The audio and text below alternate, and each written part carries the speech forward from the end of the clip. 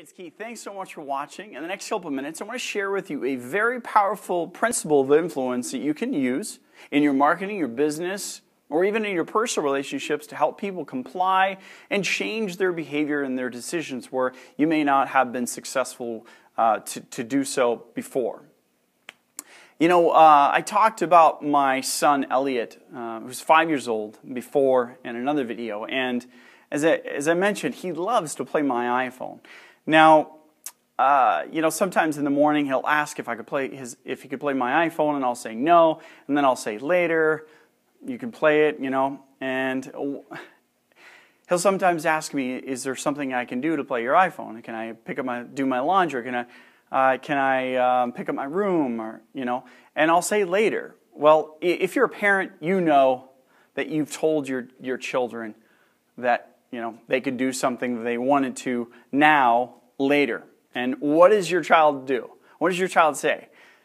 Well, my child, like all children and pretty much all people, is he'll call me on the commitment that I've already made. And my everything in me resists, but I have to be consistent with the commitment that I've already made. And this is simply the principle known as the commitment and consistency principle of influence, as talked about by Dr. Robert Cialdini in the book Influence, the Psychology of Persuasion. Now, how do you actually use this in business or in marketing or even in personal relationships? Well, one of the best ways to do that is simply by surveying your customers, surveying your prospects, surveying your market, and finding out what it is they're looking for, you know? And very good qualifying questions can oftentimes help to find out exactly how to create the product, the service, or the experience that they're actually looking for. And then when you come to them saying, here, I have the product or service that you're asking for, you know, you more or less have the ability to call them on the commitment they've already made. Because what you're doing is you're speaking to the values and the ideals and the worldview that they've already said they would commit to. They want a product or service like they've described in your survey, in the questions you've asked. That is why it's so important, and why my son would ask me, hey, if I do this, then I can get to play your iPhone. Because he could call me on the carpet. He can call me on the value or the commitment that I've already made. And one of the other ways in which you could do that is probably through your website or your advertising. You use headlines and sales copy that is consistent to the values and worldview that your prospect, your clients have already stated, have already shown that they have committed to before. And this is another reason, if you have a website and you have a product and you're offering something, you want to have a back end.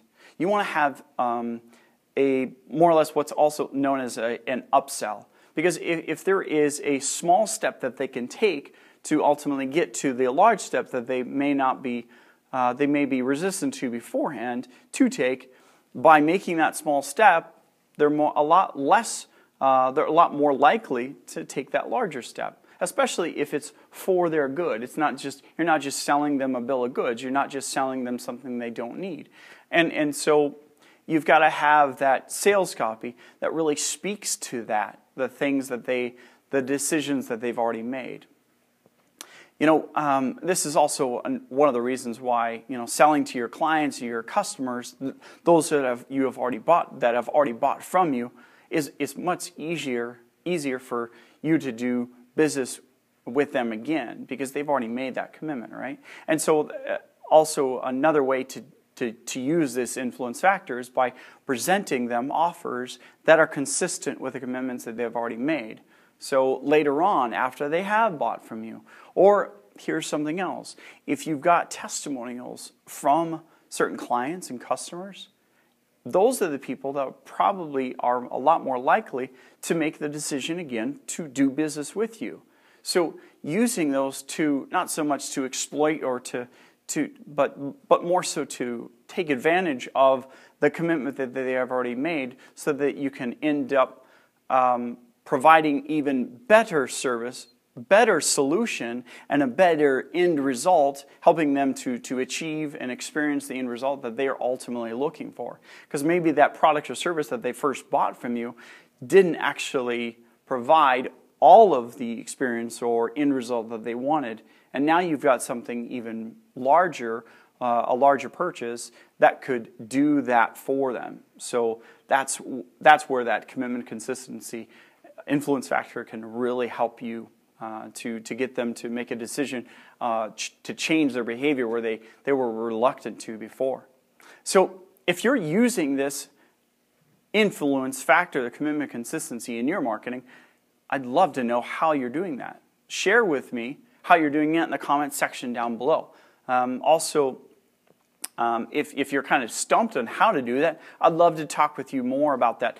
Even put a question down below, or even go to my website, go to the contact form and fill that in, and I'd be glad to talk to you how you can implement this particular influence factor as well as the other 5 that I've talked about in your marketing.